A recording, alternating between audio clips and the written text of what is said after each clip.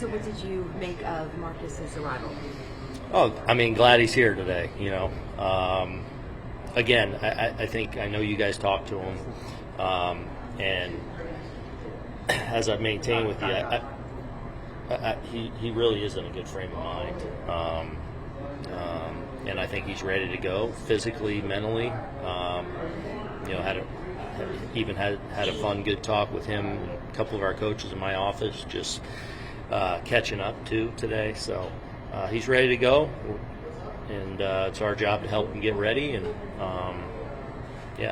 hopefully put it behind us. He says that he will not get your relief. I'm a starter. Right now, he's your sixth starter. If everybody stays healthy, that could be a problem if he's still here. Well, first of all, happy Valentine's Day. It's February 14th. So, you're getting way ahead of this thing. Like, we're getting him ready. We're building him up to be a starting pitcher. And, that's so far out there. And we'll obviously address anything we have to once we get into certain situations. But right now the focus is getting him ready to go, and I think he's got a pen tomorrow, and it's getting him ready to start. And then as we go, when things come up, we'll address them. Understanding that a lot can happen between now and opening day, does that concern you at all when he's basically insisting, this is my role, this is what I want to do? No, I mean, that's what he's getting ready to do, and that's where his mindset should be. So, again, as things come our way, we'll address them. But those things you're asking about are in baseball term or in the baseball world a long way away. He made it clear that he's gone through a lot this winter, losing his house. Do you feel for him? In addition to just what's going through on his mind baseball-wise? I love Stro, and I mean, I think you guys know how much I care about all of our guys, and I'll get to know new guys that I haven't got to manage, and getting to experience Stro in a full season last year. He was a pro, and he's someone that I got a lot of love and respect for. So, of course, you feel for those kind of things. And fortunately for me, I've been in their shoes a lot. We're all different, right? But I've experienced a lot of the things that these guys have to go through and deal with being a major league player. And, try to empathize as much as you can with guys. While also understanding we're all pros and we all have jobs to do. Aaron, if those six guys are still here, healthy, and we've seen teams in the Mets and the Dodgers, most of the Japanese guys go to a six-man rotation. Any possibility you guys will go to six-man? Never say never. I mean, I don't necessarily see us doing that, but we'll see where we're at. Again, that's a long way away.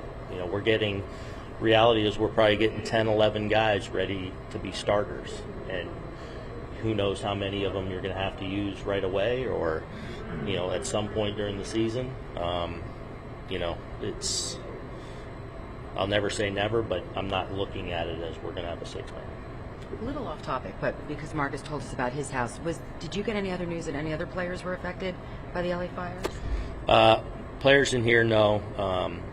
Obviously I have a lot of ties to Southern California, so I have friends that lost homes and things like that. So, obviously one of those things that happened this off season that was, earth-shattering, and obviously impact a lot of people. So, certainly sympathize with what's going on out there in Southern California. One other topic. What's your early impressions of Jackson, catcher?